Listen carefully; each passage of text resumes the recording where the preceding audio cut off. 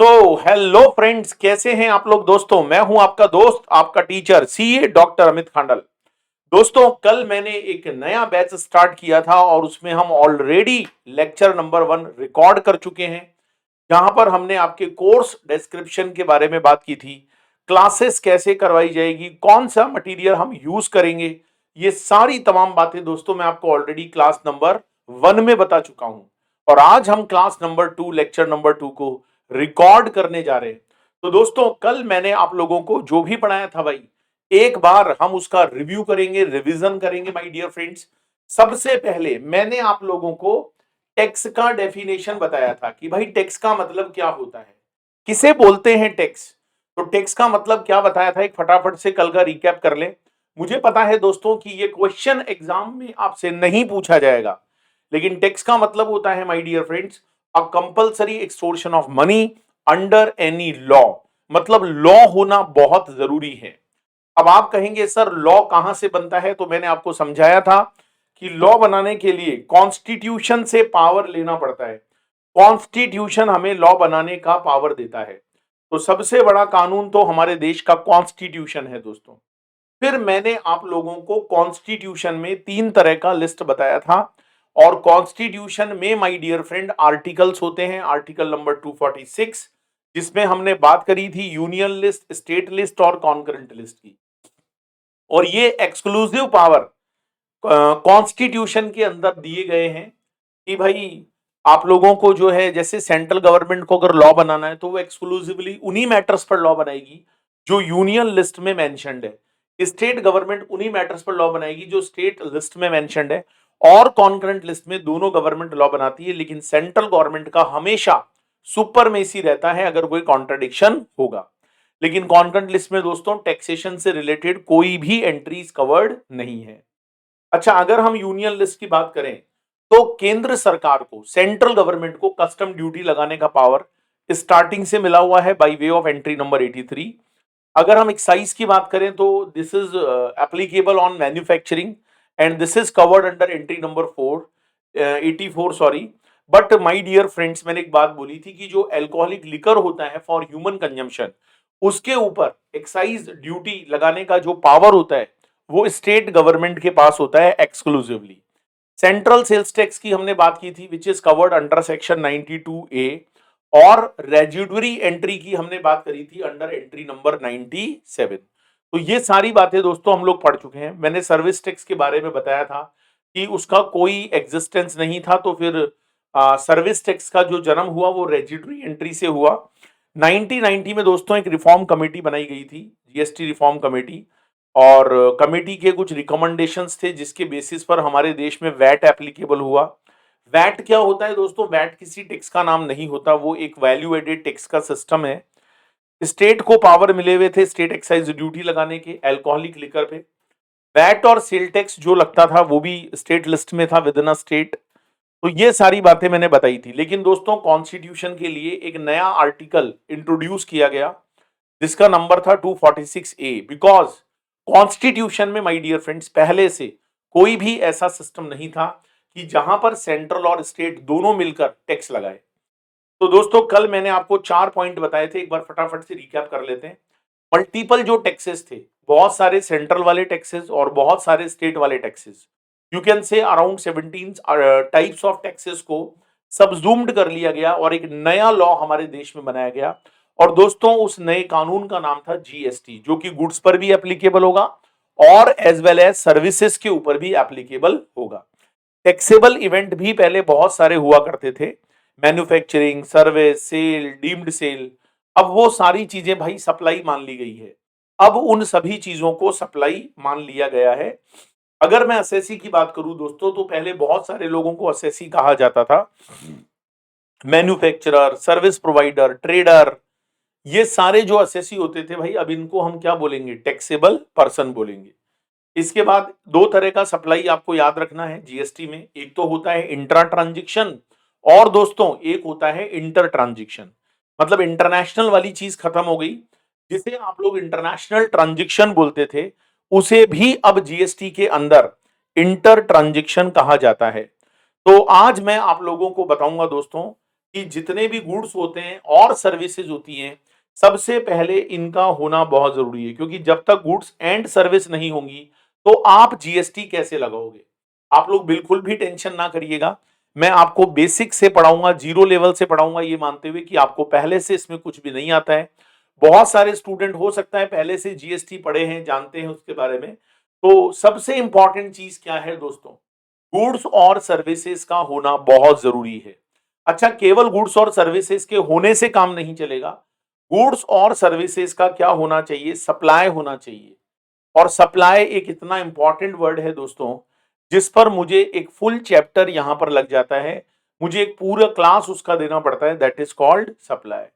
अच्छा दोस्तों, सप्लाई जो होती है उसमें दो तरह के ट्रांजेक्शन्स कवर्ड होते हैं, एक को हम लोग इंटरा बोलते हैं और दूसरे को हम लोग इंटर बोलते हैं। तो इंट्रा ट्रांजेक्शन भी होता है और इंटर ट्रांजेक्शन भी होता है, ठीक है। अब इंट्रा और इंटर का बेसिकली लॉजिक क्या है ये सारा मैं आपको बताऊंगा। उससे पहले दोस्तों हमें थोड़ा सा इंडिया के बारे में समझना पड़ेगा। देखो, इंडिया मेरा देश है, आई लव माई इंडिया। तो इंडिया में दोस्तों थोड़ा सा जनरल नॉलेज चेक हो जाए। 28 स्टेट्स होते हैं, क्या मैं सही बोल रहा हूं? Yes sir. इंडिया के अंदर 28 स्टेट्स होते हैं और 8 यूनियन टेरिटरीज होती है। अब आप में से कई लोग बोलेंगे सर ये यूनियन टेरिटरी का क्या मतलब है। तो दोस्तों यूनियन टेरिटरी वो पर्टिकुलर एरियाज हैं जहां पर सेंट्रल गवर्नमेंट का कंट्रोल होता है। सेंट्रल गवर्नमेंट ही ये चेक करती है कि भाई वहां पर क्या करना है, एडमिनिस्ट्रेशन को कैसे चलाना है, ये सारी बात दोस्तों सेंट्रल गवर्नमेंट ही वहां पर तय करती है। और यूटीज के अंदर एक बहुत इंपॉर्टेंट बात है जो आप लोगों को याद रखनी है, और वो ये है दोस्तों कि वैसे तो हमारे देश में 8 यूटीज हैं, लेकिन उस 8 में से 3 यूटीज ऐसे हैं दोस्तों जिन्हें आप फुल यूटी नहीं कह सकते, बल्कि वहां पर स्टेट गवर्नमेंट भी बनी हुई है, वहां पर चीफ मिनिस्टर भी होता है, उनकी खुद की विधानसभा स्टेट असेंबली होती है। तो ये 3 ऐसे हैं भाई जो ना तो पूरे यूटी हैं और ना ही इन्हें पूरा स्टेट का पावर है, ये बीच वाले हैं, बीच की स्थिति है इनकी। और इसमें मैं 3 जगहों के नाम लूंगा। एक तो दिल्ली, अरविंद केजरीवाल जी को आप जानते ही होंगे, एक पौंडीचेरी और एक जम्मू एंड कश्मीर।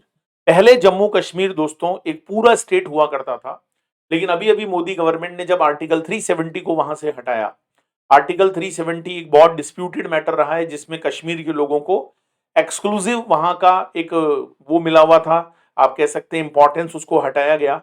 तो दोस्तों दिल्ली, पौंडीचेरी और जम्मू कश्मीर, ये 3 वैसे तो आप लोगों को यूटी ही नजर आएंगे, लेकिन दोस्तों इनका खुद का लेजिस्लेशन होता है, तो इन्हें जीएसटी के अंदर स्टेट माना जाएगा, क्योंकि इनका खुद का स्टेट असेंबली है, इनका खुद का स्टेट का लॉ है, वहां पर ये पास करते हैं।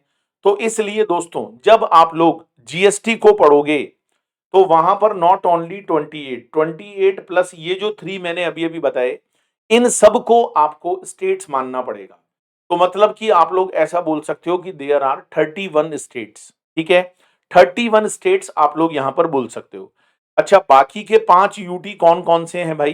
तो वो 5 यूटी कौन कौन से हैं वो मैं बता देता हूं। इसमें एक तो नाम आता है अंडमान एंड निकोबार का, एक इसमें नाम आता है लक्षद्वीप का, एक इसमें नाम आता है चंडीगढ़ का, ठीक है, एक इसमें नाम आता है लद्दाख का, लद्दाख, ठीक है, और एक आता है दमन का।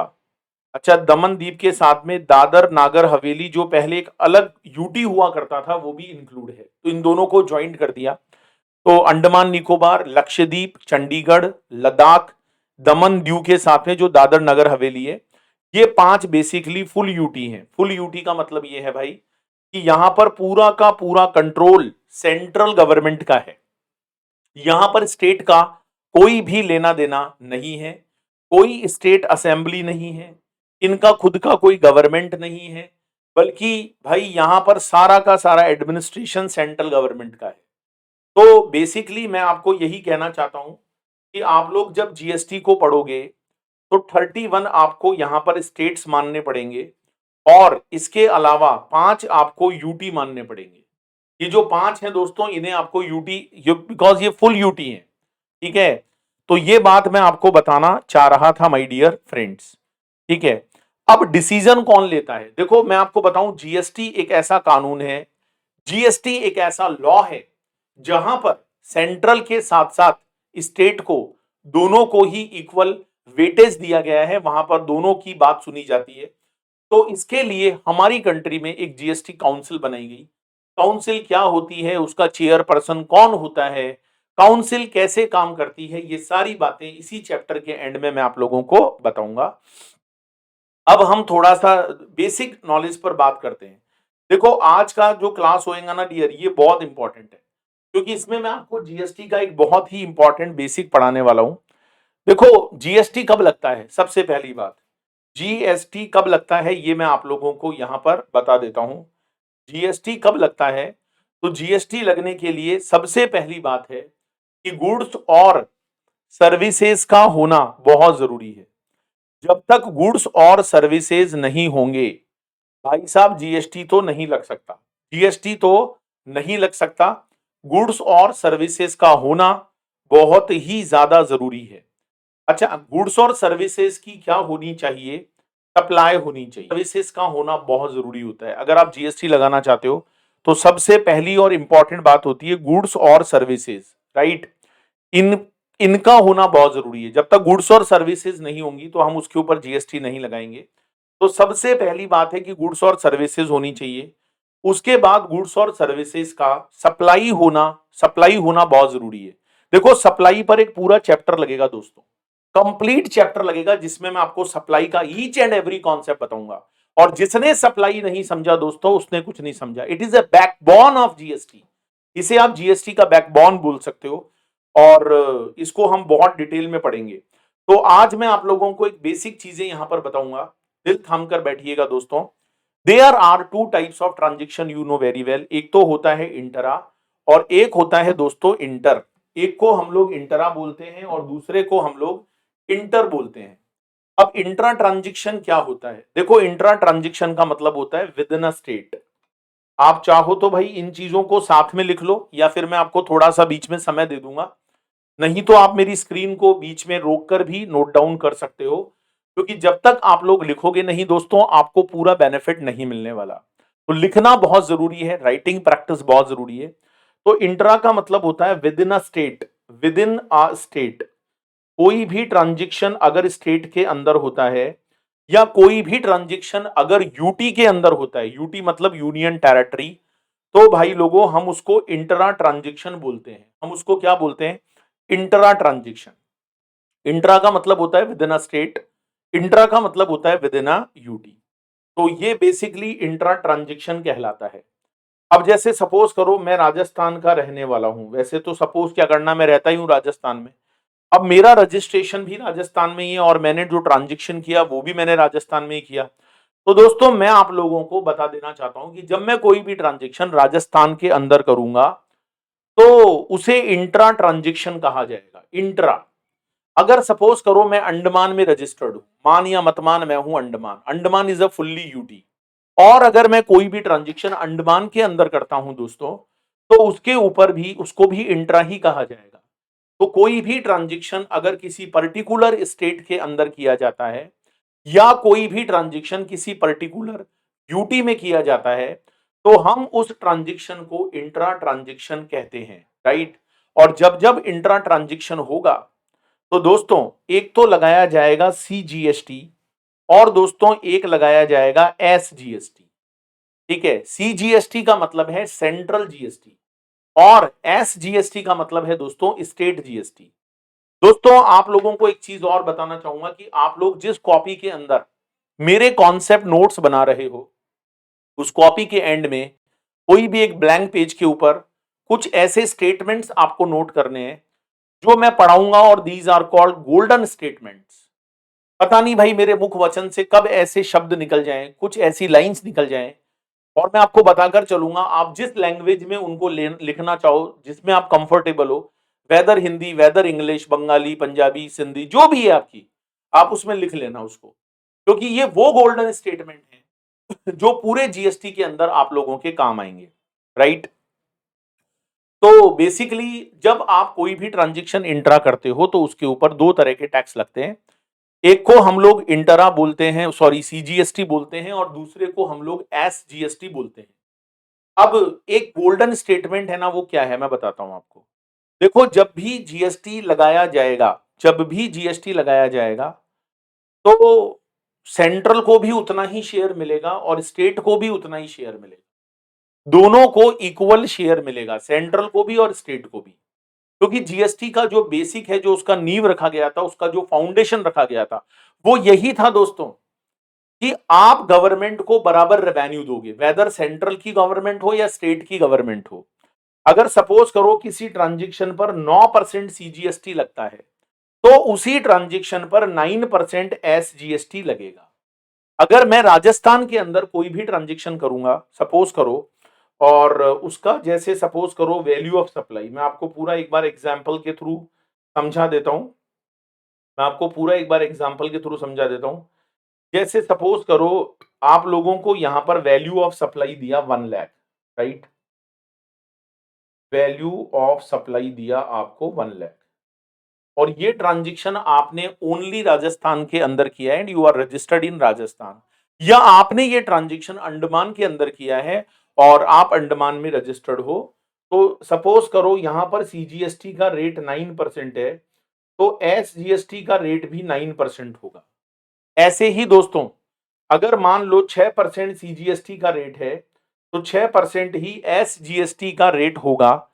तो जैसे मैं 9% मानकर चलता हूं, तो 9,000 सीजीएसटी लगेगा और 9,000 ही भाई साहब एसजीएसटी लगेगा। ठीक है। अच्छा दोस्तों, मुझे एक बात बताओ, अगर मान लो इंट्रा ट्रांजेक्शन हुआ और उसके ऊपर सीजीएसटी लगाया गया और वो अमाउंट है मान लो 9,000, तो ये 9,000 रुपया मुझे जल्दी से बताओ कौन सी गवर्नमेंट को मिलेगा? सेंट्रल गवर्नमेंट को मिलेगा। ये जो 9,000 रुपया है भाई, ये सेंट्रल गवर्नमेंट को मिलेगा। ऐसे ही मान लो एसजीएसटी लगा 9,000 और वो आपने राजस्थान के अंदर किया था, तो ये राजस्थान की सरकार को मिलेगा। ये जो एक्स्ट्रा नोटिंग मैं कर रहा हूं, इसको आपको लिखने की जरूरत नहीं है। आपको तो मेरे जो मेन नोट्स हैं, बस इनका हैंडराइटिंग प्रैक्टिस करके कॉन्सेप्ट नोट्स बनाने हैं। वैसे मैं इनका पीडीएफ भी शेयर करूंगा, जैसा मैंने लास्ट क्लास में बोला था। लेकिन आप लोगों से बस इतना सा रिक्वेस्ट है कि लिखोगे तो चीजें बहुत जल्दी याद होगी। तो मेरा गोल्डन स्टेटमेंट ये है दोस्तों, कि जब भी कोई टैक्स लगता है, जीएसटी लगता है इंडिया में, तो दोनों गवर्नमेंट्स को इक्वल रेवेन्यू होता है, वेदर चाहे वो सेंट्रल की गवर्नमेंट हो और वेदर चाहे वो स्टेट की गवर्नमेंट हो, इक्वल बराबर रेवेन्यू यहां पर दोस्तों मिलता है, राइट। चलो, तो मुझे बताओ दोस्तों जल्दी से, अगर मान लो सीजीएसटी 9% लगा है, तो ये 9,000 कौन सी सरकार को मिलेगा? सेंट्रल की गवर्नमेंट को मिलेगा 9,000 रुपया। ये जो 9,000 रुपया है, ये सेंट्रल की गवर्नमेंट को मिलेगा। ऐसे ही दोस्तों, अगर एसजीएसटी हम 9% लगाते हैं 9,000, तो ये पर्टिकुलर जो स्टेट है उसको मिलेगा। अगर आप राजस्थान के हो तो राजस्थान को मिलेगा। अच्छा, मुझे एक बात बताओ दोस्तों, सीजीएसटी जब लगाया जाता है हमारी कंट्री के अंदर, तो क्या इसके लिए हमारे देश में कोई लॉ बनाया गया है, कोई कानून बनाया गया है? The answer is yes, because बिना लॉ और बिना कानून के तो कोई भी टैक्स इंडिया में या किसी भी कंट्री में नहीं लगाया जा सकता। तो इसके लिए हमारे देश में एक एक्ट पास किया गया और उस एक्ट का नाम है सीजीएसटी एक्ट 2017। और दोस्तों मैं आपको बताना चाहता हूं, इसके अंदर टोटल 174 सेक्शंस हैं। 174 सेक्शंस हैं सीजीएसटी एक्ट के अंदर, और ये पूरे इंडिया में केवल एक एक्ट है, क्योंकि सेंट्रल गवर्नमेंट भी हमेशा एक होती है। तो सीजीएसटी एक्ट भी हमारे देश में, हमारी कंट्री में एक ही लगाया गया है, एक ही बनाया गया है। लेकिन दोस्तों, जब मैं एसजीएसटी की बात करता हूं, तो बताओ ये जो एसजीएसटी 9,000 लगा है, ये स्टेट गवर्नमेंट को मिलेगा? हाँ जी, बिल्कुल स्टेट गवर्नमेंट को मिलेगा। तो क्या सर इसके लिए भी लॉ बनाया गया है? क्या इसके लिए भी कानून बनाया गया है? The answer is yes. इसके लिए हमारी कंट्री में एसजीएसटी एक्ट 2017 यहां पर बनाया गया है। और मजे की बात देखो, जितने सेक्शन सीजीएसटी के एक्ट में होते हैं, उतने ही सेक्शन एसजीएसटी के एक्ट में भी होते हैं, इक्वल। आप लाइन टू लाइन मिला लो, आप वर्ड टू वर्ड मिला लो भाई, बिल्कुल बराबर बराबर सेक्शन है, बिल्कुल इक्वल सेक्शन है, line to line, word to word.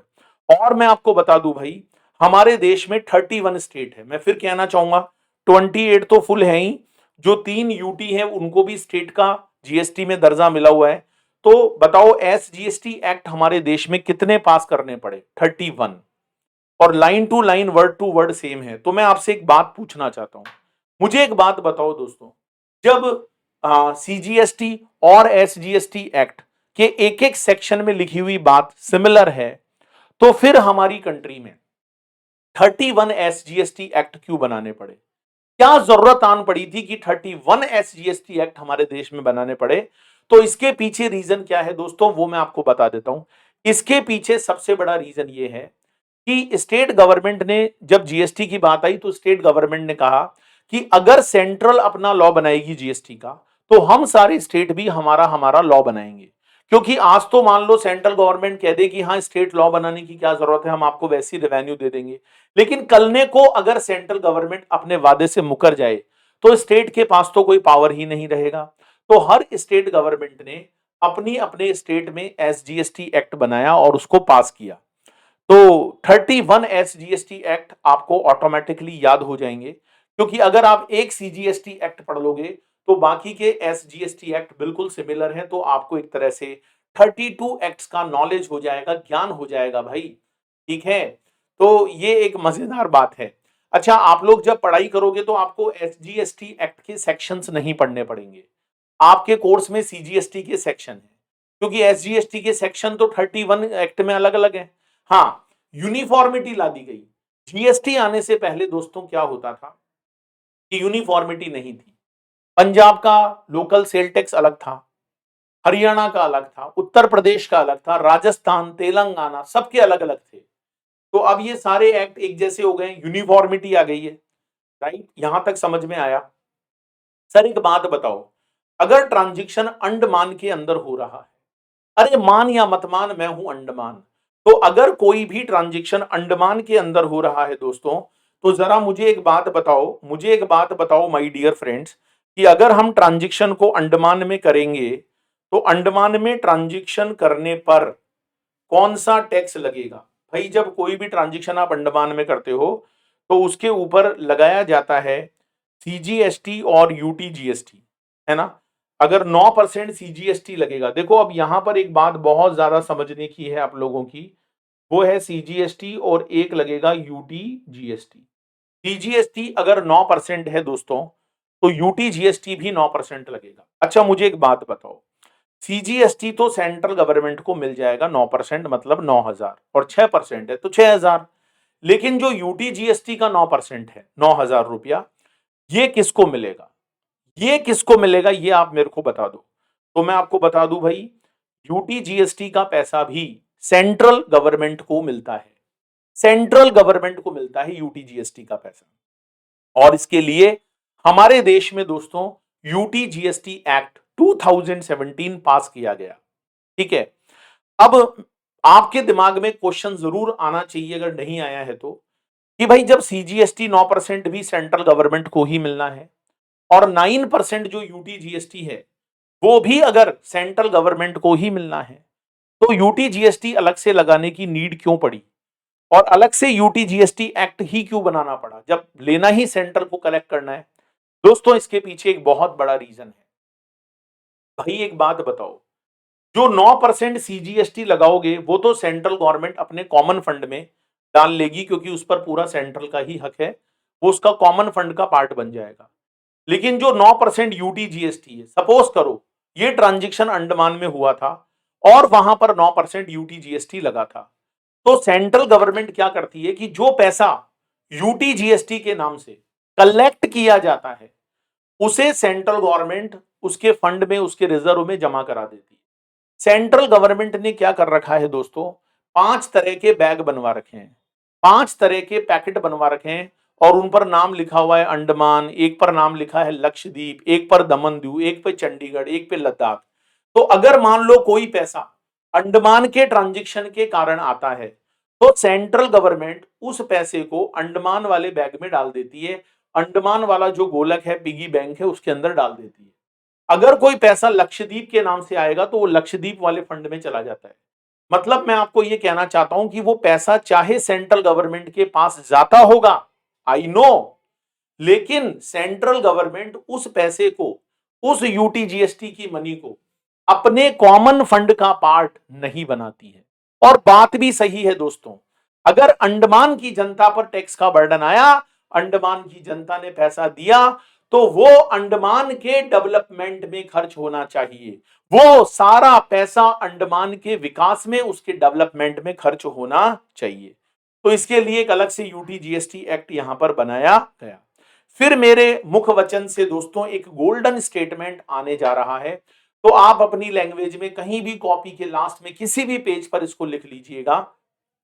जब जब हमारे देश में यूटी जीएसटी लगाया जाएगा, अरे जब जब हमारे देश में यूटी जीएसटी लगाया जाएगा, तो आप दोस्तों उसको एस जीएसटी के बराबर मानना, कभी मिस्टेक नहीं होगी, कभी आपसे गलती नहीं होगी। ऐसे मानना भाई जैसे एस जीएसटी लग रहा है, क्योंकि यूटी जीएसटी चाहे जाता सेंट्रल के पास है, लेकिन उस पैसे को एक अलग फंड बनाकर, वो जो पैसा होता है दोस्तों, उसको एक अलग फंड बनाकर सेंट्रल गवर्नमेंट रखती है हर यूटी के लिए। तो यूटी जीएसटी कभी भी लगे, ट्रीट एज एस जीएसटी की, हाँ भाई ये एक अलग टैक्स है, ऐसा मत मान लेना भाई सेंट्रल के पास जा रहा है तो कहीं आप उसको कॉमन फंड का पार्ट बना दो। तो यहां तक समझ में आया सभी लोगों को, इज इट क्लियर? दूसरा ट्रांजेक्शन जो कि काफी ज्यादा इंपॉर्टेंट है, अगर आपको डाउट और कंफ्यूजन रहता है तो भाई मुझे, मेरा ये जो नंबर है पर्सनल, इस पे आप व्हाट्सअप कर सकते हो 9829056469। तो मैं आपके डाउट्स को व्हाट्सअप पर ही रिजॉल्व कर दूंगा। कभी भी जैसे ही आप डाउट रेज करोगे मेरे पास, जैसे मुझे समय मिलता है मैं देखते ही उसको कर देता हूं दोस्तों। तो बात यह है कि अब हम इंटर ट्रांजेक्शन्स की बात करेंगे। तो सबसे पहले तो ये समझना पड़ेगा कि इंटर ट्रांजेक्शन का मतलब क्या होता है। तो एक बार थोड़ा सा हम नीचे आते हैं, हम थोड़ा सा नीचे आते हैं और इंटर ट्रांजेक्शन को समझने की कोशिश करते हैं। दोस्तों इंटर ट्रांजेक्शन का मतलब होता है बेसिकली जब कोई भी ट्रांजेक्शन दो डिफरेंट स्टेट्स के बीच में होता है, दो डिफरेंट स्टेट, जैसे एक तो है पंजाब और एक है हरियाणा, दोनों अलग अलग स्टेट है। तो इनके बीच में अगर कोई ट्रांजेक्शन होगा, जैसे सपोज करो कोई रजिस्टर्ड है पंजाब में और वो सप्लाई हरियाणा में दे रहा है, तो ये इंटर ट्रांजेक्शन कहलाएगा। क्या कहलाएगा? Inter transaction. या अगर दो डिफरेंट यूटी के बीच में भी कोई ट्रांजेक्शन होता है, सपोज करो एक आदमी जो अंडमान में रहता है, रजिस्टर्ड है, और वो सप्लाई कहां पर दे रहा है भाई? लक्षद्वीप में दे रहा है, लक्षद्वीप में। तो अंडमान से अगर कोई भी सप्लाई लक्षद्वीप में दी जाएगी तो इसे भी हम इंटर ट्रांजेक्शन बोलेंगे। क्योंकि अब आप ये मत बोलना कि अंडमान और लक्षद्वीप तो सर सेंटर के अंडर में आते हैं, लेकिन भाई यूटी चेंज हो गया ना। यूटी को मैंने क्या बोला था, देखो मिस्टेक नहीं होगी, स्टेट मानकर ट्रीट करना। जब आप यूटी को स्टेट मानकर ट्रीट करोगे तो कभी भी गलती नहीं होगी। तो अगर कोई भी ट्रांजेक्शन अंडमान से लद्दाख होगा, या लद्दाख से लक्षद्वीप होगा, या लक्षद्वीप से दमन एंड दीव होगा, तो उसे भी हम इंटर ट्रांजेक्शन बोलेंगे।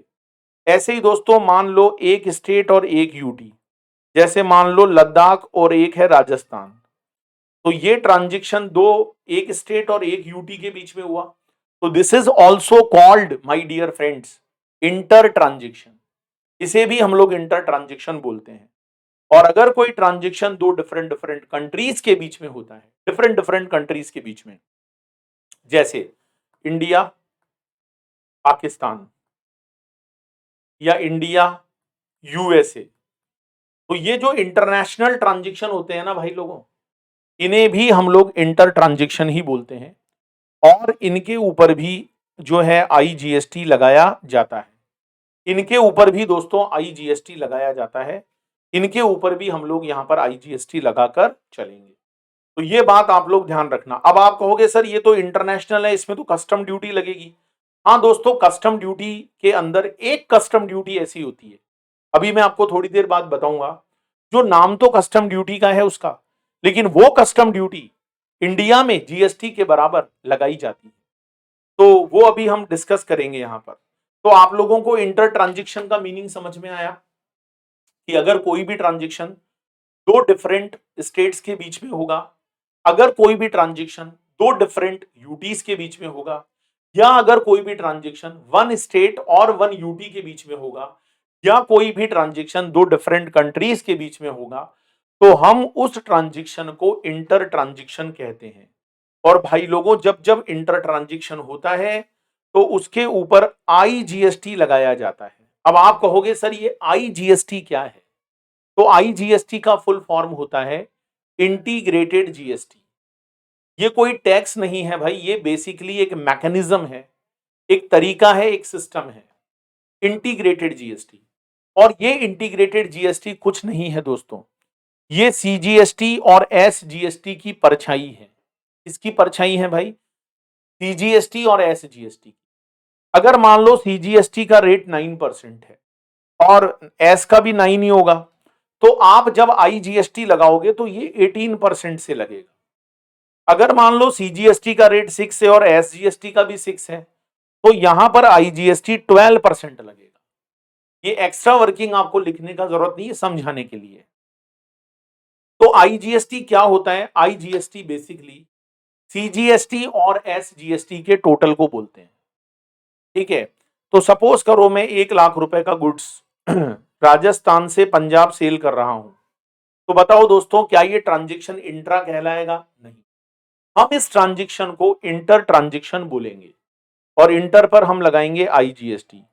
मान लो जी हमने यहां पर 18% की रेट से आईजीएसटी लगाया, 18% की रेट से। तो अगर हम 1 लाख का 18% लगाएंगे तो ये निकल कर आएगा दोस्तों 18,000 रुपया। लेकिन दोस्तों यहां पर एक बहुत ज्यादा समझने की बात है कि ये 18,000 रुपया हम किसको पे करेंगे? जल्दी से बताओ, किसको पे करेंगे हम? लॉ में लिखा है कि ये सारा पैसा सेंट्रल गवर्नमेंट के पास जाएगा। किसके पास जाएगा? सेंट्रल गवर्नमेंट के पास।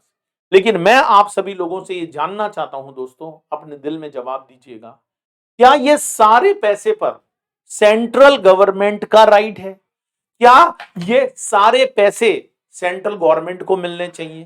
नहीं, क्योंकि दोस्तों आईजीएसटी किसके टोटल के बराबर होता है? सी और एस जीएसटी के टोटल के बराबर होता है। मतलब इसमें स्टेट का भी शेयर है, इसमें स्टेट का भी शेयर है। तो ये पैसा एक बार जाएगा तो देखो सेंट्रल गवर्नमेंट के पास। ये जो पैसा है दोस्तों, ये एक बार पूरा का पूरा पैसा 18,000 रुपया सेंट्रल गवर्नमेंट के पास जाएगा। और सेंट्रल गवर्नमेंट अपना शेयर तो खुद रख लेगी, और जो स्टेट वाला शेयर है वो पर्टिकुलर स्टेट को दे देगी, जो भी पर्टिकुलर स्टेट है। अब यहां पर कौन से स्टेट को देगी, that is very very important thing. मुझे एक बात बताओ दोस्तों, अगर गुड्स राजस्थान से बिहार जा रहा है और आपने आईजीएसटी लगाया 18% और आपने पूरा 18% मोदी जी को दे दिया, सेंट्रल गवर्नमेंट को दे दिया, तो क्या सारा पैसा मोदी जी खुद रख लेंगे? नहीं, वो केवल अपना सेंट्रल वाला शेयर रखेंगे। और वो क्या करेंगे दोस्तों कि जो स्टेट वाला शेयर है, जो स्टेट वाला हिस्सा है, वो कौन से स्टेट को देंगे? राजस्थान को या बिहार को? जल्दी से बताओ, किसको देंगे? मैंने कल बताया था दोस्तों, जीएसटी में, जीएसटी जो होता है ना माय डियर फ्रेंड, वो एक डेस्टिनेशन बेस्ड टैक्स होता है, जो कि कंज्यूमर पर बेस्ड होता है। जहां पर गुड्स का कंजम्पशन होगा उस स्टेट को मिलता है। तो मोदी जी क्या करेंगे, अपना शेयर तो रख लेंगे और स्टेट वाला शेयर बिहार की गवर्नमेंट को ट्रांसफर कर देंगे। और इसके लिए हमारे देश में आईजीएसटी एक्ट बनाया गया, जो पर्टिकुलरली हमारे कोर्स में है, और ज्यादा सेक्शन नहीं है, 1 से लेके 26 है। काफी ज्यादा सेक्शन में जो बातें लिखी है वो सीजीएसटी में सिमिलर लिखी हुई है, तो आप इसकी टेंशन मत लेना, ये मैं आपको पूरा कवर करवा दूंगा। अब दोस्तों यहां पर दिमाग में एक और क्वेश्चन अराइज होता है, क्या सर 18% लगाने की जरूरत क्यों पड़ी? ऐसा ही कर लेते कि 9% लगाकर सेंट्रल को दे देते और 9% सीधा बिहार को दे देते। जैसे यहां पर सीजीएसटी सेंट्रल को चला जाता था और एसजीएसटी जो भी पर्टिकुलर स्टेट है उसको चला जाता था। तो ये काम तो यहां पर भी हो सकता था।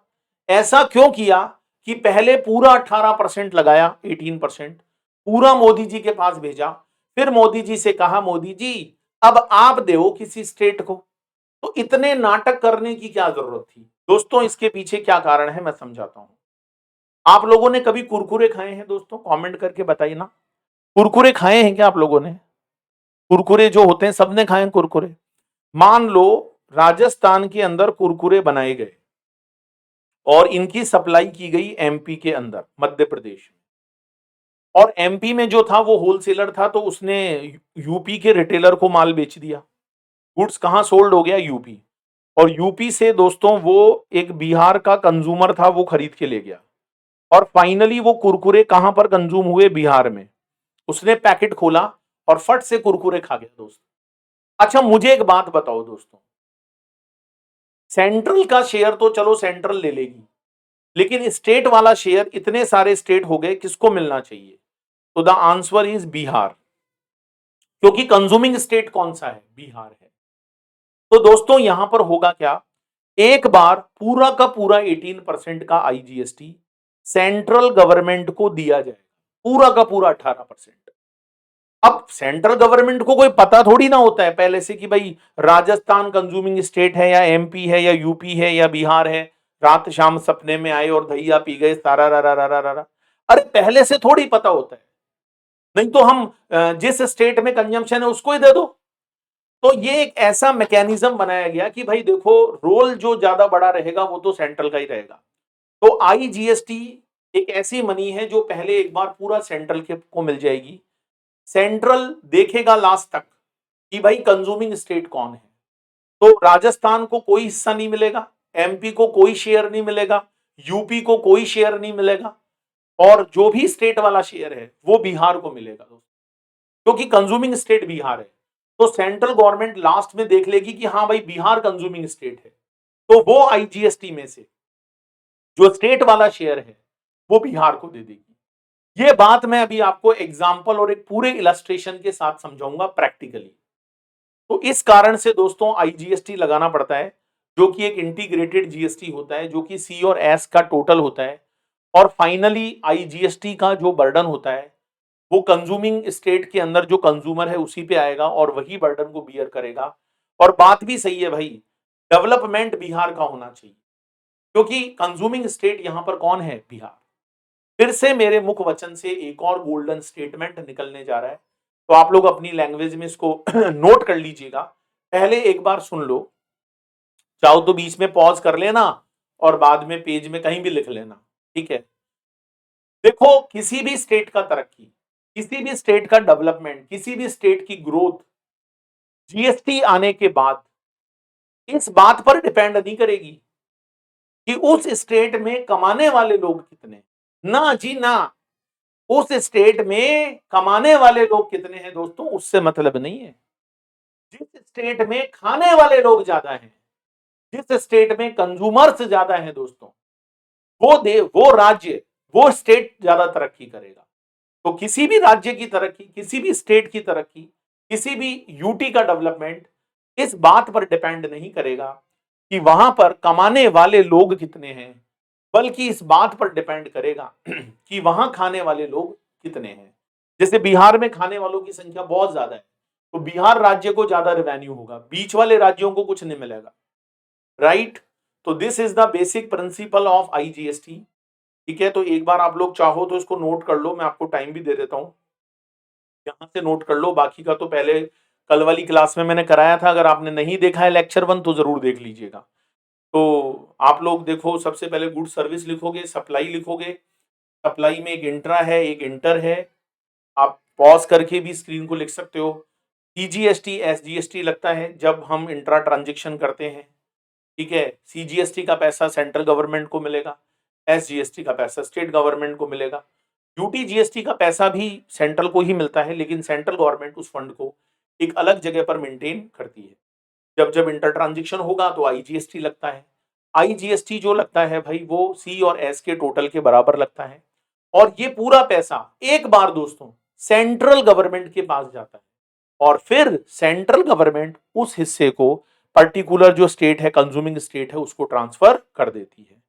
ट्रांजेक्शन को कब इंटर कहा जाता है बताया? 2 UT 2 state, 1 UT 1 state, 2 country के बीच में जब भी कोई ट्रांजेक्शन होगा तो हम उस ट्रांजेक्शन को इंटर ट्रांजेक्शंस कहेंगे। 28 स्टेट हैं जिनका खुद का ऑन लेजिस्लेशन है, असेंबली है, इंडिपेंडेंस है। तो स्टेट जो बेसिकली यहां पर कवर होंगे वो 28 तो होंगे, लेकिन 3 यूटी ऐसे हैं जिन्हें भी आपको स्टेट मानना पड़ेगा, दिल्ली, पौंडीचेरी, जे एंड के, क्योंकि उनका खुद का सीएम होता है भाई। तो ऐसे यहां पर अगर देखा जाए तो जीएसटी के अंदर 31 स्टेट्स हो जाते हैं भाई, और 5 यूटी बिल्कुल अलग हैं, क्योंकि यहां पर पूरा का पूरा सेंट्रल गवर्नमेंट देखकर चलती है। तो ये यहाँ तक का एक बार आप लोग पूरा नोट कर लो, ठीक है? फिर मैं आगे आपको लेकर चलता हूँ।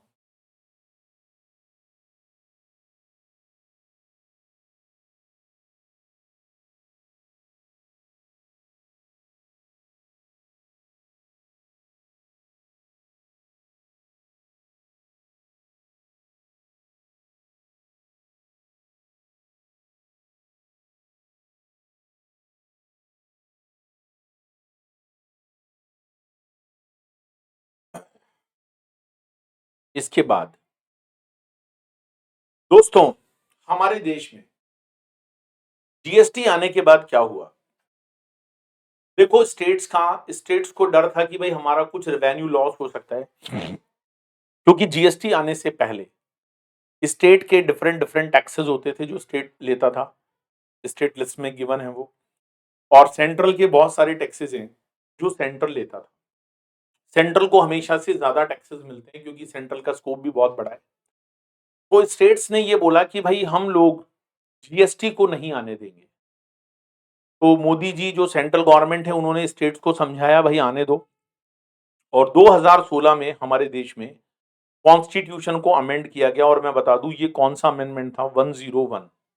मतलब इससे पहले भी हमारे देश में कॉन्स्टिट्यूशन को बदला गया है। ये 101 नंबर था जब कॉन्स्टिट्यूशन में चेंज लाया गया। अच्छा, कॉन्स्टिट्यूशन अमेंडमेंट एक्ट 2016 में पास हुआ, क्योंकि अगर ये पास ही नहीं होता तो ये मानकर चलो भाई हमारे देश में कभी भी जीएसटी नहीं लगता। कॉन्स्टिट्यूशन अमेंडमेंट एक्ट में 1 से लेकर 20 सेक्शंस दोस्तों बताए गए हैं, और इन कॉन्स्टिट्यूशन को अमेंड इसलिए करना पड़ा क्योंकि उसके अंदर नई पावर जनरेट हुई। जैसे 246 ए एंट्री है, ये सॉरी आर्टिकल है, तो ये एक नई पावर को जनरेट करता है कि सेंट्रल गवर्नमेंट और स्टेट गवर्नमेंट दोनों यहां पर बराबर बराबर टैक्सेस को लगा सके। कुछ पावर्स को एलिमिनेट किया गया, जैसे पहले एक्साइज लगा करती थी तो उसे अब नहीं लगाते हैं, एल्कोहलिक लिकर को छोड़कर, पेट्रोलियम प्रोडक्ट्स को छोड़कर बाकी पे कहां लगती है एक्साइज। पहले लोकल वैट और सेल टैक्स लगा करता था, तो दो चार आइटम्स को छोड़कर वो भी पूरा एबॉलिश हो गया। 17 टाइप्स ऑफ टैक्सेस को लगाने का जो पावर था वो एलिमिनेट हो गया दोस्तों। और फिर जब जीएसटी लाना था तो कॉन्स्टिट्यूशन अमेंडमेंट एक्ट में कुछ क्लैरिफिकेशन भी लेकर आने पड़े। तो कॉन्स्टिट्यूशनल अमेंडमेंट एक्ट 2016 एक बहुत इंपॉर्टेंट अमेंडमेंट था, क्योंकि अगर ये अमेंडमेंट ही नहीं होता तो जीएसटी कैसे आता। दोस्तों, जैसे ही जीएसटी आया तो स्टेट्स ने नाटक करना शुरू कर दिया कि भाई हमारे को तो जीएसटी आने से लॉस भी हो सकता है, हमें क्या पता कि उतना ही रेवेन्यू मिलेगा जितना पहले मिलता था। तो सेंट्रल गवर्नमेंट ने कहा भाई ऐसा करो, आप अपना रेवेन्यू देख लेना जीएसटी आने के बाद कितना बनता है। अगर आपका पहले वाले रेवेन्यू से कम रेवेन्यू बनेगा तो सेंट्रल गवर्नमेंट आपको उसके लिए अलग से कॉम्पनसेशन देगी, जो डिफरेंस अमाउंट है वो सेंट्रल आपको देगी। लेकिन स्टेट बोले भाई हम आप पर कैसे भरोसा करें, क्योंकि सेंट्रल गवर्नमेंट बाद में बदल जाए तो इन लोगों ने एक रास्ता निकाला कि एक कानून पास किया जाए, जीएसटी कॉम्पनसेशन एक्ट 2017। ये जो जीएसटी कॉम्पनसेशन एक्ट है 2017, इसमें बहुत छोटा सा एक्ट है, 1 से लेके 14 सेक्शंस हैं। आपके कोर्स के हिसाब से तो वैसे रेलिवेंट है, छोटा मोटा कुछ पार्ट होगा तो वो मैं आपको कवर कराऊंगा। बाकी मेन तो सीजीएसटी और आईजीएसटी है। तो जीएसटी कॉम्पनसेशन एक्ट को बनाने का लॉजिक ये था कि अगर स्टेट को कोई भी लॉस होता है तो पहली बात तो वो लॉस कंप्यूट कैसे किया जाएगा, उसका फॉर्मूला क्या होगा, और वो स्टेट्स को कैसे मिलेगा, ये सारी बात इस कॉम्पनसेशन एक्ट में डाली गई।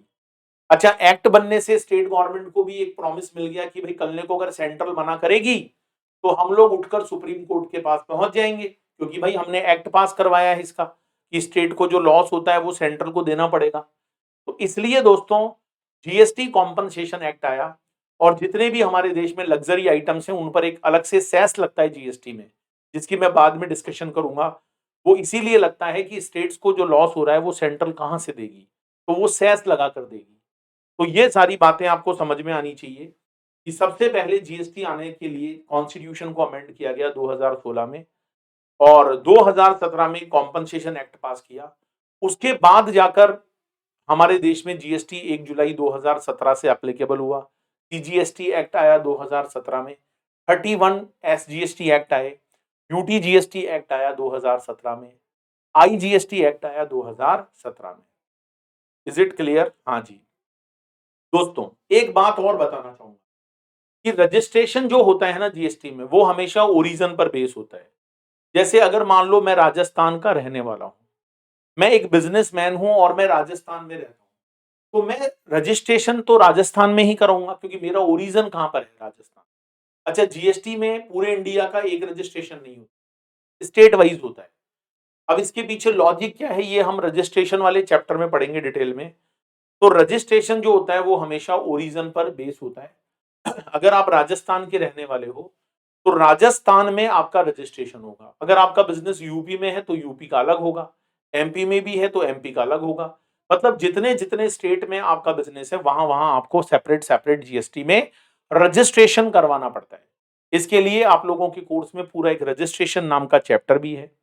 लेकिन दोस्तों अगर मैं टैक्स के पैसे की बात करूं, अगर मैं टैक्स के पैसे की बात करूं माय डियर फ्रेंड्स, अगर मैं टैक्स के पैसे की बात करूं, तो ये जो टैक्स का पैसा होगा, ये जो टैक्स का पैसा होगा, एक मिनट, ये कौन से स्टेट को मिलेगा? तो भाई साहब ये मिलेगा डेस्टिनेशन स्टेट को। जैसे राजस्थान से, अगर राजस्थान में हो रहा है जब तो कोई इशू ही नहीं है, फिर तो सी और एस जीएसटी लग जाता है अलग अलग। लेकिन अगर राजस्थान से बिहार हो रहा है तो आईजीएसटी लगता है, और आईजीएसटी में सेंट्रल वाला शेयर तो सेंट्रल गवर्नमेंट अपने पास रख लेगी, लेकिन जो स्टेट वाला शेयर है दोस्तों, उसे सेंट्रल गवर्नमेंट बिहार की सरकार को दे देगी। तो रजिस्ट्रेशन ओरिजिन बेस, टैक्स जो जाएगा वो डेस्टिनेशन पे। फिर से बोलूंगा, रजिस्ट्रेशन जो होता है वो हमेशा ओरिजिन पर बेस्ड होता है, और जो टैक्स जमा कराने की बात होती है वो हमेशा डेस्टिनेशन पर बेस्ड होती है। अच्छा दोस्तों, एक बात और बताना चाहता हूं, हमारे देश में जीएसटी आने से पहले 2004 के अंदर ही एक कमेटी बनाई गई थी, विजय कैलकर जी उसके चेयरपर्सन थे, हेड थे। 16 जुलाई 2004 को उनका रिकमेंडेशन आया। उस समय यूपीए सरकार हुआ करती थी, लेकिन यूपीए सरकार स्टेट्स को राजी नहीं कर पाई। तो 2014 में जब मोदी जी की सरकार आई तो उसके बाद पहली बार लोकसभा में 2015 में, क्योंकि बीजेपी का पूरा बहुमत था दोस्तों, तो उन्होंने कानून कॉन्स्टिट्यूशन को अमेंड करके पास किया 2015 में। और जब ये कॉन्स्टिट्यूशन अमेंडमेंट एक्ट पास होने के बाद राज्यसभा में गया, क्योंकि दोनों हाउसेज में पास होना जरूरी है, एक लोकसभा होती है एक राज्यसभा होती है, तो राज्यसभा में बीजेपी का पूरा बहुमत नहीं था, तो उसमें कुछ कमियां बताकर उसको वापस लौटा दिया गया। और मैं आपको बताना चाहूंगा दोस्तों कि कोई भी एक्ट जब हमारे देश में बनता है तो वो लोकसभा में भी पास होना चाहिए और राज्यसभा में भी, और पूरा का पूरा पास होना चाहिए, पार्शियल नहीं। जैसे मान लो 20 पॉइंट्स आर देयर, अब जो 20 पॉइंट्स हैं माय डियर फ्रेंड्स, अब जो 20 पॉइंट्स हैं माय डियर फ्रेंड्स, अगर मान लो उन 20 पॉइंट्स पर लोकसभा ने तो पास कर दिया, पर राज्यसभा ऐसा नहीं बोलती भाई 14 पॉइंट्स पर हम एग्री हैं तो 14 पॉइंट पास कर दो ना, या तो पूरा ही 20 पास होगा या फिर वो वापस से रिटर्न हो जाएगा। तो राज्यसभा में सरकार का बहुमत नहीं था, तो क्या हुआ भाई, मैटर राज्यसभा में गया तो सही, लेकिन राज्यसभा ने लौटा दिया।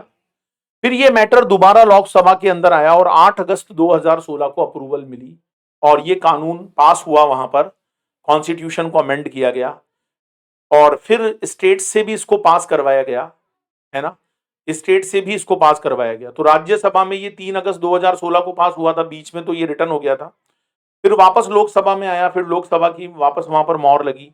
और आपको पता है दोस्तों, जीएसटी में स्टेट्स का भी उतना ही कंट्रीब्यूशन है, तो हर स्टेट की जो विधानसभा है 50% से ज्यादा स्टेट्स बीजेपी गवर्नमेंट का हो चुका था, तो उन्होंने वहां पास करवा लिया, और लास्ट में 2016 में प्रेसिडेंट को एक्सेंट मिल गई और हमारे देश में जीएसटी कानून का जन्म हो गया दोस्तों।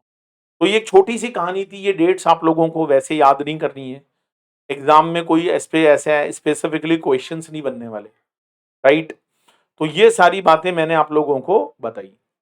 तो अभी तक हमने क्या पढ़ा, अभी तक हमने सीजीएसटी और एसजीएसटी के बारे में पढ़ा, आईजीएसटी के बारे में पढ़ा, इंटर ट्रांजेक्शन कब होता है ये मैंने आपको बताया, इंडिया में कितने स्टेट हैं और कितने यूटी हैं ये मैंने आपको बताया, काउंसिल के बारे में हम आगे डिस्कशन करेंगे, कॉम्पनसेशन एक्ट और कॉन्स्टिट्यूशनल अमेंडमेंट एक्ट के बारे में बात हुई, विजय कैलकर टास्क फोर्स से लेके और प्रेसिडेंट की एक्सेंट तक का एक फॉर्मूला, एक डेट्स मैंने आपको यहां पर बताकर दी।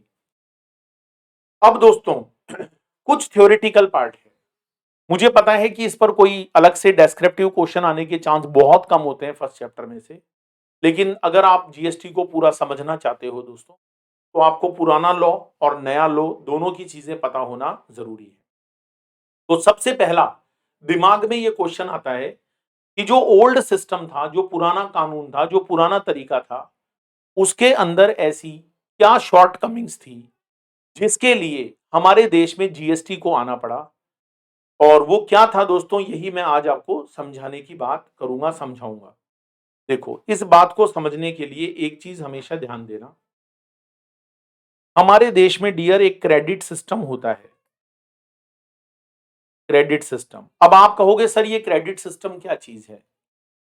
तो क्रेडिट सिस्टम दोस्तों इनडायरेक्ट टैक्स के अंदर बहुत पहले से लगाया जा रहा है, सिंस फ्रॉम 1986, और इस क्रेडिट सिस्टम को हम लोग वैट बोलते हैं, वैट। दोस्तों वैट किसी टैक्स का नाम नहीं है, वैट का फुल फॉर्म होता है वैल्यू एडेड टैक्स। अब ये वैल्यू एडेड टैक्स क्या है दोस्तों, इसे हम समझने की कोशिश करेंगे। सपोज करो दोस्तों, ये है मिस्टर ए, ये है मिस्टर बी, और ये है मिस्टर सी। ये आपको लिखना नहीं है, बस मैं वैसे ही समझा रहा हूं। मान लो मिस्टर ए ने कोई प्रोडक्ट बनाया 100 रुपीज का, this is a finish goods for mister A, और मान लो वो ए सामान को बी को बेच रहा है टैक्स लगाकर, 10% टैक्स लगा 10 रुपए का, तो एक तरह से बी ने कितने में परचेज किया, 110 में, राइट। अब सपोज करो बी इसके अंदर 50 रुपीज का वैल्यू एडिशन करेगा, क्योंकि बी भी अपना प्रॉफिट कमाएगा, उसके भी खर्चे हुए होंगे। तो बात यह है कि 100 रुपए का माल बी ने 10 रुपए का टैक्स देके खरीदा, मतलब 100 रुपया उसने गुड्स के लिए दिए और 10 रुपीज मिस्टर बी ने टैक्स के लिए दिए, तो टोटल 110 दिए। अब अगर वो 100 रुपए में 50 रुपए वैल्यू एडिशन करना चाहता है, तो भाई ये जो 10 रुपए का टैक्स ए को मिला, किससे मिला, मिस्टर बी से, क्योंकि इनडायरेक्ट टैक्स में बर्डन जो होता है ना वो शिफ्ट होता है। ए अपना बर्डन बी के ऊपर डालेगा, तो वो बी से पैसे लेगा कि बी जरा पैसे दो 110 रुपए, तो ये टैक्स के 10 रुपए ए गवर्नमेंट को जमा कराएगा। आर यू एग्रीड और नॉट? बताओ दोस्तों, गवर्नमेंट के पास कितना पैसा पहुंच गया, 10 रुपया पहुंच गया। तो अब जब बी आगे फर्दर सेल करेगा सी को, तो मुझे एक बात बताओ, क्या ये 10 रुपए दोबारा लगने चाहिए? नहीं, नहीं लगने चाहिए। तो मिस्टर बी क्या करेगा, 100 के अंदर 50 ऐड करेगा 160, 110 में ऐड नहीं करेगा, क्योंकि 10 रुपया तो टैक्स का था। वो 100 के अंदर 50 ऐड करेगा और वो सेलिंग प्राइस रखेगा 160, और बी अब जब टैक्स लगाएगा तो वो 160 का 10% लगाएगा, इट कम्स टू 16 रुपीज। तो वो मिस्टर सी को 176 में गुड्स को सोल्ड करेगा। तो दोस्तों मुझे एक बात बताओ, यहां पर मिस्टर बी को मिस्टर सी से 16 रुपए, 16 रुपीज यहां पर कलेक्ट हुआ, 16 रुपए यहां पर कलेक्ट हुआ। तो इस 16 में से मुझे ये बताओ, बी के ऊपर ऑलरेडी कितने का बर्डन आया था, 10 का, और ये 10 गवर्नमेंट के पास पहुंच भी चुके थे। तो मिस्टर बी को जैसे ही 16 रुपया मिलेगा, तो 16 में से मिस्टर बी 10 रुपीज का क्रेडिट ले लेगा, और वो गवर्नमेंट को कितना पैसा जमा कराएगा, 6 रुपीज। ठीक है, तो गवर्नमेंट को बोलो 16 रुपया मिला या नहीं मिला, 10 रुपीज पहले मिल गया, 6 रुपीज अभी मिल गया, तो पूरा 16 रुपया मिल गया गवर्नमेंट को। गवर्नमेंट को कितना पैसा मिल गया, 16 रुपया मिल गया। इज इट राइट और नॉट? यस। तो ये जो 10 रुपया आपने माइनस किया, दैट इज कॉल्ड क्रेडिट। आपने 10 रुपए की क्रेडिट ले ली, आपने इनपुट टैक्स की क्रेडिट ले ली। ए के लिए आउटपुट टैक्स है और ये मिस्टर बी के लिए इनपुट टैक्स है। तो इसके पीछे रीजन ये है कि टैक्स पर टैक्स ना लगे, टैक्स पर टैक्स ना लगे। अच्छा, अगर मान लो क्रेडिट सिस्टम हमारे देश में नहीं होता, अच्छा वैट का मतलब क्या होता है, वैल्यू एडेड टैक्स। मुझे बताओ 100 का माल अगर आप 150 में बेचोगे, तो वैल्यू एडिशन कितना हुआ, 50 रुपए हुआ। ओ सॉरी, मैंने यहां पर थोड़ा सा गलत कर दिया। हम यहां पर 100 में अगर 50 जोड़ेंगे, तो ये 150 होगा। और 150 पर अगर हम 10% लगाएंगे तो ये हमारा 15 रुपया होगा। 15 में से 10 का क्रेडिट मिल जाएगा और हम 5 रुपया गवर्नमेंट को जमा करा देंगे। तो गवर्नमेंट के पास 10 रुपया पहले पहुंच गया है, 5 रुपया अभी पहुंच गया, गवर्नमेंट को 15 रुपीज मिल गया, राइट। लेकिन दोस्तों मुझे एक बात बताओ, इसको तो कहते हैं वैट, वैल्यू एडेड टैक्स। जितने का वैल्यू एडिशन हुआ, 100 का माल आप 150 में बेच रहे हो तो 50 के ऊपर ही 10% लगना चाहिए, मतलब 5 रुपया। देख लो 5 रुपया ही एक्स्ट्रा लगा, ठीक है। अब जब ये गुड्स बी से सी के पास जाएगा तो सी ने कितना पैसा दिया होगा, देखो 115 और 15 रुपए टैक्स के दिए होंगे 165। अब मान लो बी इसी गुड्स को आगे बेच रहा है सी को 200 में बेच रहा है, सी जो है वो डी को बेच रहा है 200 में, तो 200 का 10% होता है 20 रुपया। तो सी डी से कितने पैसे कलेक्ट करेगा, 220 रुपया, 220। तो सी क्या करेगा, 20 रुपीज सेल पर मिला, जितना टैक्स ऑलरेडी मिस्टर सी ने जमा करा दिया है भाई 15 रुपए, उतने की सी को क्रेडिट मिलेगी। क्रेडिट का मतलब होता है सेल के टैक्स में से परचेज का टैक्स आपको वापस मिल जाता है, क्योंकि उतना आप अपनी पॉकेट से देकर आए हो तो वो गवर्नमेंट के पास जा चुका, ठीक है। तो एक तरह से यहां सी गवर्नमेंट को कितने जमा कराएगा, 5 रुपया। देखो गवर्नमेंट को 10 पहले मिला, 5 बाद में मिला और 5 अब और मिल गया, तो गवर्नमेंट के पास 20 रुपया पहुंच गया ना। तो ये एक चेन होती है डियर। अच्छा फाइनली मान लो डी उसको कंज्यूम कर ले, D is a final consumer, तो डी को ये सामान 220 का पड़ेगा। अच्छा ये क्रेडिट नहीं ले पाएगा, क्यों, क्योंकि डी तो आगे सेल ही नहीं कर रहा, डी तो फाइनल कंज्यूमर है। तो फाइनली जो बर्डन होता है वो कंज्यूमर पर आता है, कंज्यूमर को सारा टैक्स का बर्डन बियर करना पड़ता है। ये जो सिस्टम मैंने बताया जिसमें आप पहले परचेज पर टैक्स देते हो, बाद में सेल के टैक्स में से वही परचेज के टैक्स का आपको क्रेडिट मिल जाता है, that is called VAT system. और ये हमारे देश में बहुत पहले से चल रहा था। आपको मैं बताऊं डियर, 1986 एक्साइज ड्यूटी के जमाने से चल रहा था। हमारे देश में मैन्युफैक्चरिंग पर एक्साइज लगती थी तो वहां पर भी क्रेडिट मिलता था।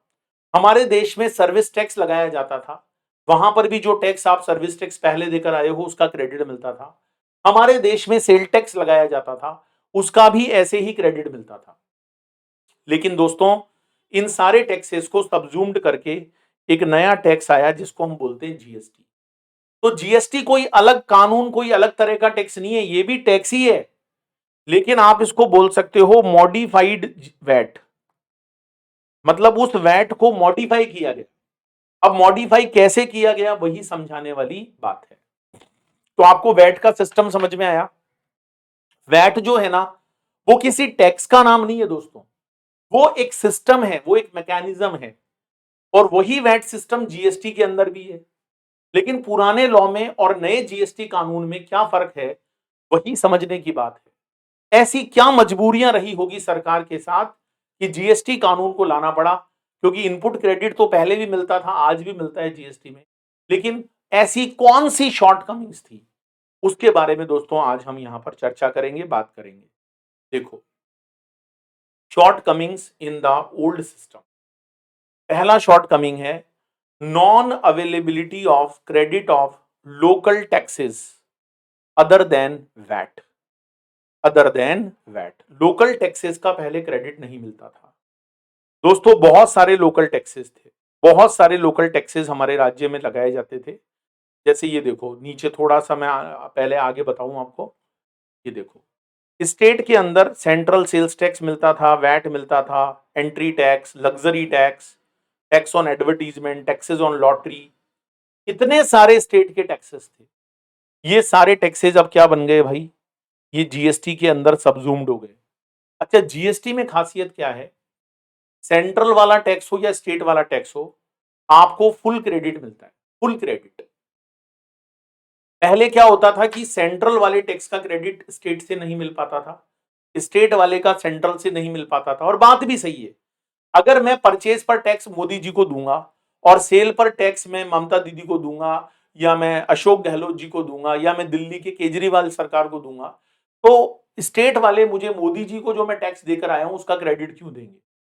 तो ये पुराने सिस्टम के अंदर एक बहुत बड़ी नाकामी थी कि टैक्सेस का कई बार क्रेडिट नहीं मिल पाता था। हाँ, वैट का क्रेडिट मिलता था। वैट मतलब यहाँ सेल टैक्स से है, ये लोकल सेल टैक्स होता था। जैसे मैंने राजस्थान में खरीदा, राजस्थान में बेचा तो मुझे क्रेडिट मिलता था, ठीक है। लेकिन अगर मैं राजस्थान से यूपी लेकर जा रहा हूं तो फिर मुझे क्रेडिट लेने में प्रॉब्लम आती थी, क्योंकि राजस्थान से जब यूपी लेकर जाओगे और आगे यूपी में फिर फर्दर सेल होगा तो टैक्स तो राजस्थान को मिला होगा, क्योंकि पहले ओरिजिन बेस्ड सिस्टम था। तो यूपी का सरकार क्रेडिट कैसे देगा?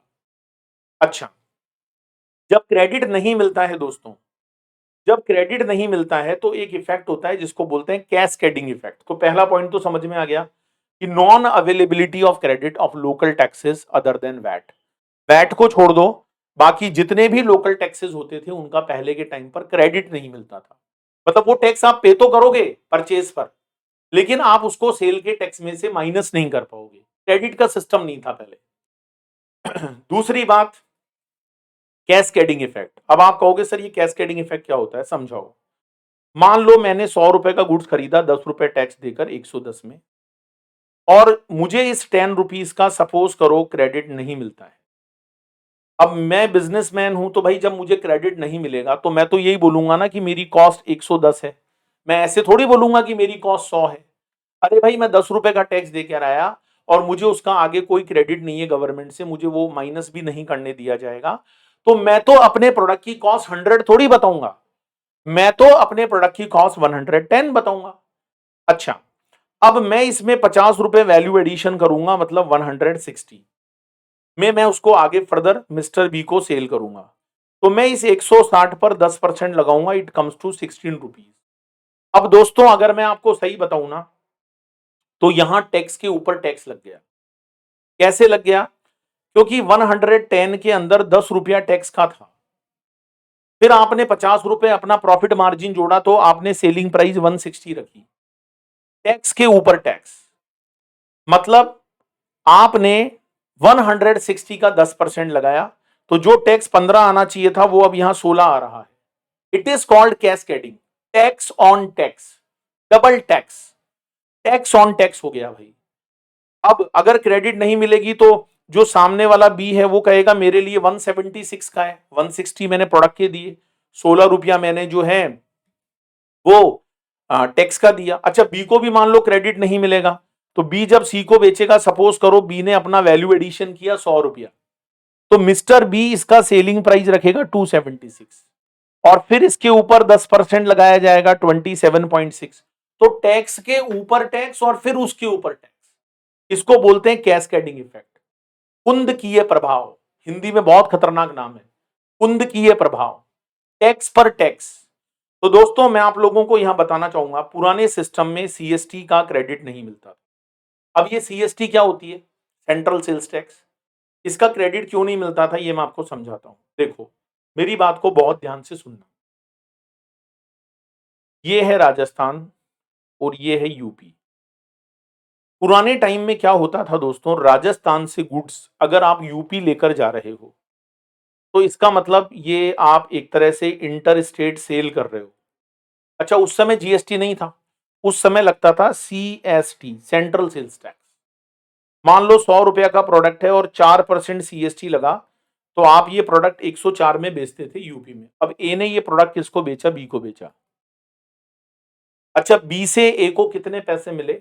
100 रुपीज तो गुड्स के मिले, और 4% मतलब 4 रुपया का टैक्स मिला सीएसटी। अच्छा, सीएसटी का जो टैक्स होता था उसे लगाती तो सेंट्रल गवर्नमेंट थी, लेकिन दोस्तों उसे कलेक्ट कौन करता था? उसे कलेक्ट करता था स्टेट गवर्नमेंट। अच्छा बताओ कौन सी स्टेट गवर्नमेंट कलेक्ट करती होगी सीएसटी को? मैंने कल की क्लास में भी बताया था, ओरिजिन स्टेट। पहले डेस्टिनेशन प्रिंसिपल था ही नहीं, पहले ओरिजिन प्रिंसिपल था। तो सामान तो यूपी जा रहा है, लेकिन 4 रुपया का जो टैक्स मिलेगा वो टैक्स हम राजस्थान गवर्नमेंट को जमा कराएंगे, जो अशोक गहलोत जी हैं, 4 रुपया उनको मिलेगा। अब आगे की कहानी सुनना। प्रोडक्ट यूपी में चला गया, अब बी ने ये माल आगे सी को बेच दिया, वो भी यूपी के अंदर ही है, दोनों यूपी के अंदर है।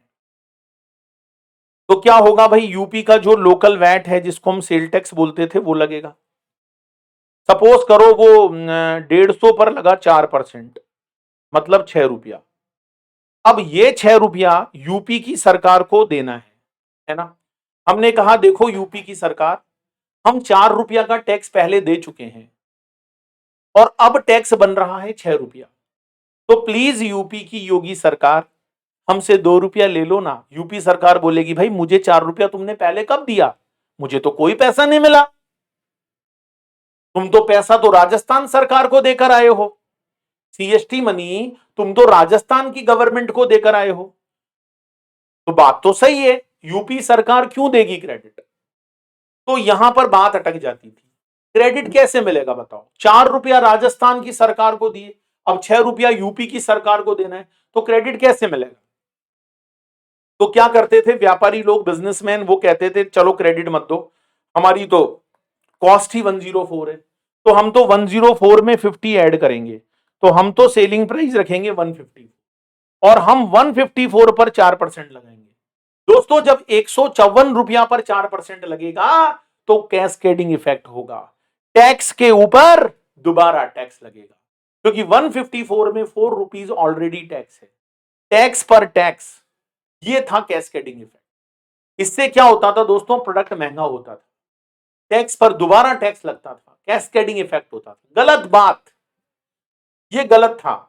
लेकिन जीएसटी आने के बाद अब ऐसा नहीं है।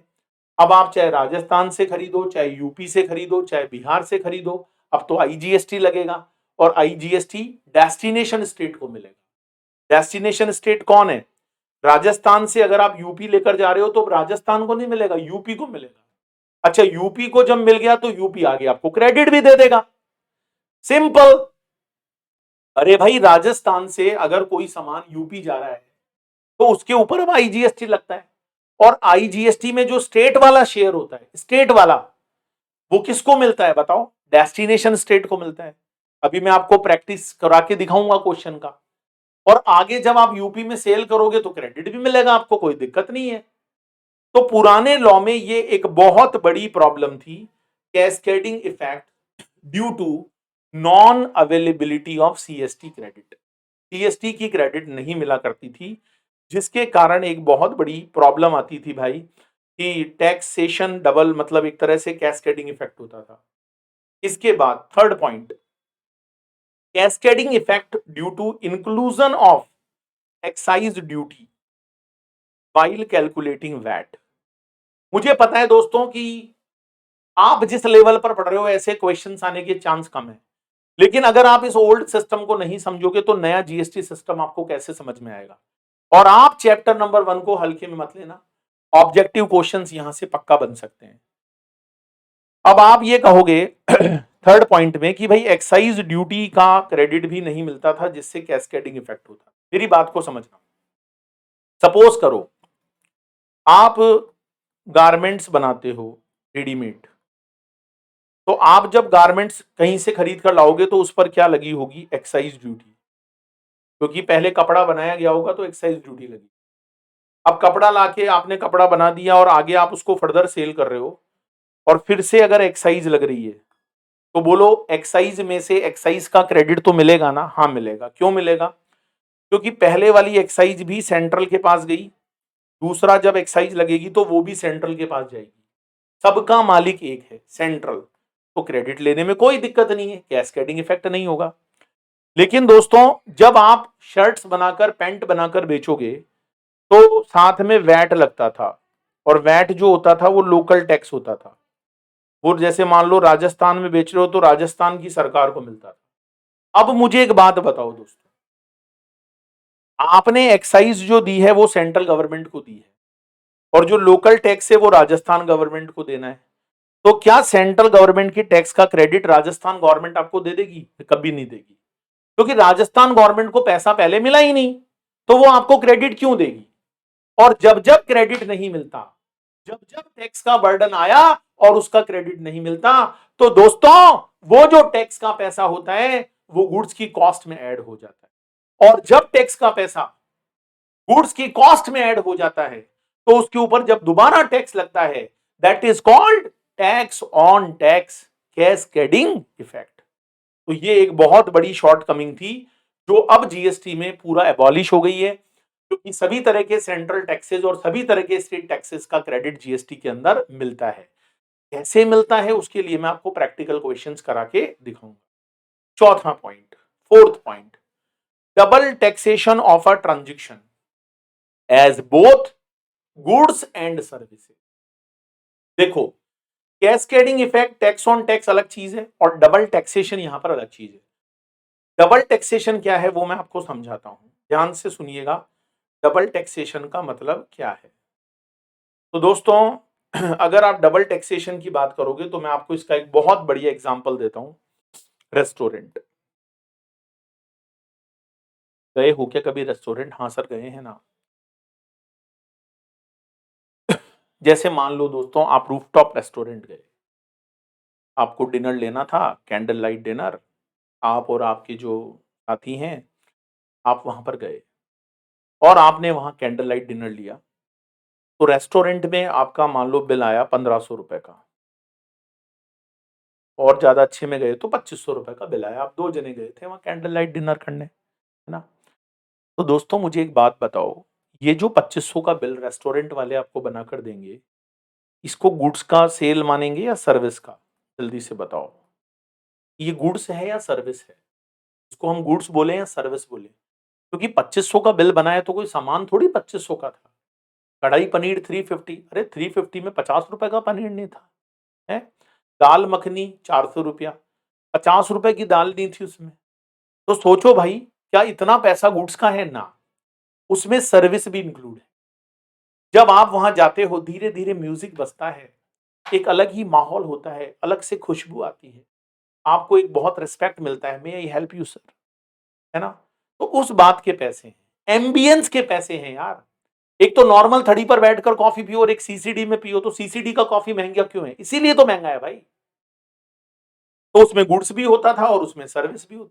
अब सुनो मेरी बात, गुड्स पर लगता था वैट, लोकल सेल टैक्स जिसे हम बोलते हैं, और ये जाता था स्टेट गवर्नमेंट के पास।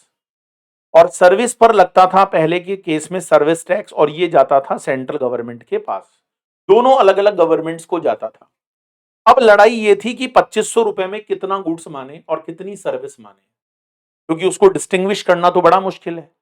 क्योंकि जब आप कहीं रेस्टोरेंट में जाते हो तो जो मेन्यू कार्ड होता है, क्या उसमें ये लिखा होता है कि 2500 में सर्विस का पार्ट कितना है और गुड्स का पार्ट कितना है?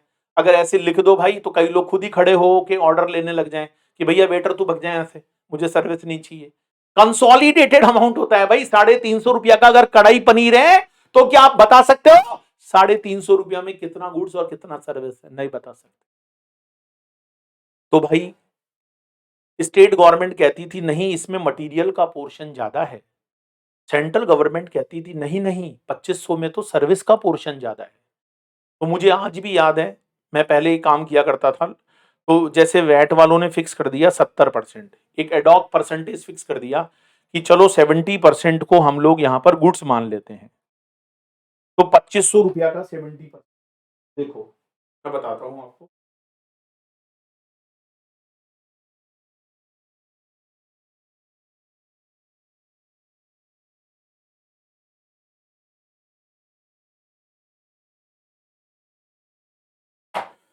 2500 रुपया का 70%, 1750, ये गुड्स का पोर्शन है। सपोज करो यहाँ वैट की रेट थी 10%, तो उधर सर्विस टैक्स बोलता था नहीं 40% इज अ सर्विस। अब अगर मैं 2500 का 40% करूं तो ये आता है 1000। इस पर मान लो सर्विस टैक्स की रेट थी 12%। तो एक बात बताओ भाई, अगर आप 70% को गुड्स मान रहे हो तो फिर सर्विस 30% ही होनी चाहिए, या अगर आप 40% को सर्विस मान रहे हो तो गुड्स 60% होना चाहिए। तो लड़ाई होती थी सेंट्रल और स्टेट में, और इसके बीच में पिस्ता कौन था? असेसी। डबल टैक्स, देखो 70% पर आप लोकल सेल टैक्स लगाओगे और 40% पर सर्विस लगाओगे, तो इसका मतलब 10% पोर्शन ऐसा है जिस पर वैट भी लग गया और सर्विस टैक्स भी लग गया। अरे वैट भी लग गया और सर्विस टैक्स भी लग गया सेंट्रल और स्टेट की लड़ाई में। अरे अगर आप 70% को गुड्स बोलते हो तो सर्विस तो 30 होनी चाहिए ना, लेकिन सर्विस टैक्स वाले बोलते थे ना जी ना, हम क्यों माने, हम तो सर्विस 40 मानेंगे। और अगर आप सर्विस 40 मानते हो तो फिर गुड 60 मान लो, तो इधर वैट वाले नहीं मानते थे। तो इस चक्कर में मैंने बहुत बार देखा है कि कॉमन जो 10% है, कॉमन 10%, उस पर वैट भी लग रहा था और सर्विस टैक्स भी लग रहा था। ये सरासर अन्याय है दोस्तों। तो ये पुराने लॉ में एक बहुत बड़ी प्रॉब्लम थी, that is called double taxation, कि एक ही अमाउंट पर आपको वैट भी देना पड़ रहा है, एक ही अमाउंट पर आपको सर्विस टैक्स भी देना पड़ रहा है। It is called double taxation. अब जीएसटी में ऐसा नहीं है, अब जीएसटी में ऐसा नहीं है। ठीक है। फिफ्थ पॉइंट है non integration of VAT and service tax. Integration था ही नहीं, वैट स्टेट को मिलता था, सर्विस टैक्स सेंट्रल को मिलता था, तो इंटीग्रेशन ही नहीं था। लेकिन अब इंटीग्रेशन है। अब आप गुड्स परचेज करके लाओ या सर्विस, अब आप गुड्स की सप्लाई करो या सर्विस की, आपस में इजीली क्रेडिट मिलता है, बहुत इजीली। मैं आपको क्वेश्चन करके दिखाऊंगा। 6 पॉइंट बोलता था no CENVAT after manufacturing stage. CENVAT का मतलब है सैन प्लस वैट। सैनवेट का मतलब है सैन प्लस वैट। सैन मतलब सेंट्रल, वैट मतलब वैल्यू एडेड टैक्स। तो value added tax is not a tax, it is a system. It is a system, ये एक प्रणाली है दोस्तों, मैकेनिज्म है। तो पहले मैन्युफैक्चरिंग स्टेज तक तो आप एक्साइज का क्रेडिट ले लेते थे, लेकिन जैसे ही लोकल या वैट सेल टैक्स लगता था तो फिर क्रेडिट मिलना बंद हो जाता था। तो ये 6 पॉइंट आप लोग याद रखोगे। पहला, लोकल टैक्सेस का क्रेडिट नहीं मिलना, बहुत बड़ा शॉर्टकमिंग। सीएसटी का क्रेडिट नहीं मिलना, जिससे कैस्केडिंग इफेक्ट होता था। एक्साइज ड्यूटी जो होती थी बेसिकली, उससे कैस्केडिंग इफेक्ट होता था क्योंकि वैट का क्रेडिट नहीं मिलता था। डबल टैक्सेशन हो जाता था, एक ही आइटम पर वैट भी और एक ही आइटम पर सर्विस टैक्स भी। वैट और सर्विस टैक्स का इंटीग्रेशन नहीं होने से प्रॉब्लम्स होती थी। मैन्युफैक्चरिंग स्टेज के बाद आपको क्रेडिट नहीं मिलता था। तो ये दोस्तों पुराने लॉ के अंदर शॉर्ट कमिंग्स थी, और इन सभी शॉर्ट कमिंग्स को दूर करने के लिए एक नए अवतार का जन्म हुआ, जिसे हम लोग बोलते हैं जीएसटी। तो जीएसटी हमारी कंट्री में क्यों आया माय डियर फ्रेंड्स? क्योंकि पुराने कानून में, पुराने टैक्सेस के अंदर बहुत बड़ा शॉर्ट कमिंग था दोस्तों, और उन सारे शॉर्ट कमिंग्स को दूर किया गया। इसी कारण दोस्तों जीएसटी का जन्म हुआ है। मैं आपको नेक्स्ट क्लास में जीएसटी की कंप्लीट क्वेश्चन करवाऊंगा, और एक क्वेश्चन ऐसा होगा डियर, जिसे अगर आप कर लोगे तो जीएसटी का सारा कॉन्सेप्ट आपको क्लियर हो जाएगा। तो आज हम अपनी यात्रा को यहीं पर फिनिश करेंगे। एक बार फटाफट से रिव्यू कर लेते हैं। भाई intra transaction with in a state और विद इन अ यूटी होता है। इंटर ट्रांजेक्शन जो होता है वो स्टेट या यूटी के बाहर होता है। जब सीजीएसटी लगता है तो सेंट्रल गवर्नमेंट को मिलेगा, जब एसजीएसटी लगेगा तो स्टेट को मिलेगा। यूटी जीएसटी लगेगा तो मिलेगा सेंट्रल को, लेकिन उस यूटी के लिए अलग रखा जाएगा। आईजीएसटी का पैसा पूरा एक बार सेंट्रल के पास जाएगा, फिर सेंट्रल आगे रेस्पेक्टिव जो कंज्यूमिंग स्टेट है उसको क्रेडिट ट्रांसफर करेगी। इंटर स्टेट क्या होता है मैंने बताया आपको। इंडिया में कितने यूटी हैं, कितने स्टेट है, ये हमने डिस्कस किया। कॉम्पनसेशन एक्ट 2017 लाया गया, क्यों लाया गया मैंने बताया। कॉन्स्टिट्यूशन अमेंडमेंट एक्ट 2016 आया, क्यों आया। इसके बाद शॉर्ट कमिंग्स क्या थी ओल्ड सिस्टम में, क्रेडिट नहीं मिलना, कास्केडिंग इफेक्ट होना, ये सारी बातें मैंने आप लोगों को बताई। तो भाई ये क्लास भी मेरा यूट्यूब पर अपलोड हुआ है। अगर आपको अच्छा लगा है तो एक बार लाइक का बटन प्रेस करिएगा, मुझे बहुत अच्छा लगेगा, मोटिवेशन मिलेगा। ठीक है। नेक्स्ट क्लास में हम एक प्रैक्टिकल एग्जांपल करेंगे, तो आप लोग इन नोट्स को जरूर लिखिएगा। वैसे मैं पीडीएफ भी शेयर कर दूंगा, मुझे कोई दिक्कत नहीं है, मैं आपके भले की बात बोल रहा हूँ, क्योंकि मेरे लास्ट बैच में बहुत सारे स्टूडेंट्स को बेनिफिट मिला है लिखने से। Thank you very much, tata bye bye. और लास्ट में एक ही बात बोलूंगा भाई, जोश दिल में जगाते चलो, अरे जोश दिल में जगाते चलो, और जीत के गीत गाते चलो। Thank you very much my dear friends, thank you very much.